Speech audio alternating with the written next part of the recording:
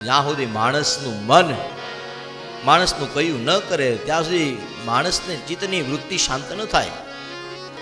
બા કહે છે ભગવાન કપિલ મહારાજને કે મનને સ્થિર કરવા માટે શું કરવું, મનને શાંત કરવા માટે શું કરવું, શું કરીએ તો મન ધૈર્ય ધારણ કરે.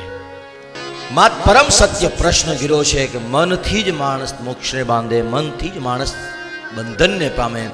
તો માં મનને શાંત કરવા માટે, મનને સ્થિર કરવા માટે ને ધીરતાને ધારણ કરવા માટે એક સૌથી પહેલો ઉપાય હોય તો સાધુઓનો સંગ છે, સંતોની સાથે બેસો.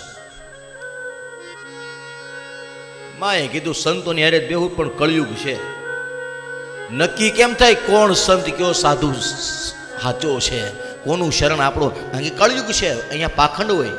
હા, કારણ કે પાખંડની અંદર માણસ અંજાઈ જાય, આપણને ખાચા ખોટાની ભાન ન રહે. એટલા માટે તો આપણે કરીએ છીએ બધી નિંદા અને સ્તુતિ ને બધું શા માટે થાય છે? પરસ્પર એકબીજાને હેઠા દેખાડવા માટે ધર્મની અંદર યુદ્ધો થાય, ધર્મની એક પરસ્પર લોકો નિંદા કરે. હા, એકબીજાને એકબીજા ગમે નહીં.